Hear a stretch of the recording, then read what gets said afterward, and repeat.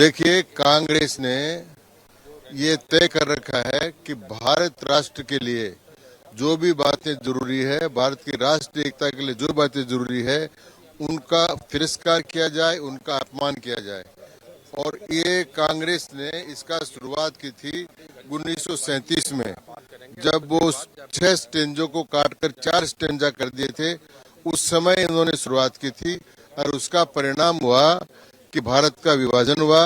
और भारत के विभाजन की नींव इस गीत को काटने के साथ रखी गई थी। और अब कांग्रेस पार्टी, जब ये कानून बन गया है, भारत की संसद ने इसको पास कर दिया है, इसके बाद में इस प्रकार का आचरण करना, यह आचरण बहुत निंदनीय है। और ये पाप कभी भी माफ करने वाला पाप नहीं है। तो बहुत स्ट्रगल खुद ने किया है घनश्याम जी, आप जेल भी गए हैं, लंबी यातना है आपने सही है, लेकिन मेरी एक बात समझ से परे है कि आखिर वंदे मातरम के तीसरे छंद से कांग्रेस को ऐतराज क्या है? कांग्रेस को ये ऐतराज है कि मुसलमान ये कहते हैं कि वो एकेश्वरवादी हैं, वो किसी दूसरे देवता को नहीं मानते।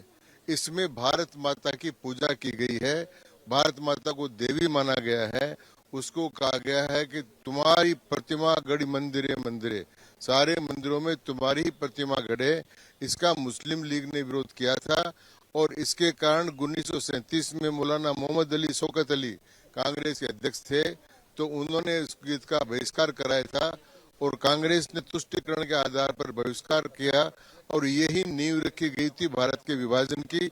और कांग्रेस अब पुनः इस देश में विभाजनकारी प्रवृत्तियों को बढ़ावा दे रही है। एक लास्ट में स्थानीय सवाल कर लेता हूँ, निकाय चुनाव का संक्रांत बच चुका है, क्या देखते हैं आप इससे? देखिए, निकाय चुनाव जो है वो स्थानीय स्तर के चुनाव हैं और पहली बार कई वर्षों बाद राजस्थान में एक साथ चुनाव हो रहे हैं।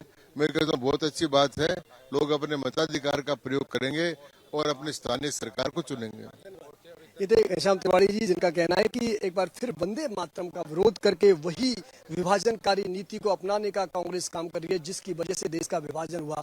मुस्लिम लीग ने उसका विरोध किया था, क्योंकि वो बताती है हम मंदिर मंदिर एक गढ़ी प्रतिमा, यानी कि इस भारत माँ की प्रतिमा हर पत्थर में, हर पाषाण में है। उस पूजा के भाव को लेकर जब कांग्रेस का विरोध करती है तो कहीं ना कहीं तुष्टीकरण की नीति की पुष्टि करती है, घनश्याम तिवारी कहना है। और निकाय चुनाव को लेकर उनका कहना है कि एक वन स्टेट वन इलेक्शन के तहत चुनाव हो रहे हैं, लिहाजा बीजेपी बेहतर प्रदर्शन करेगी।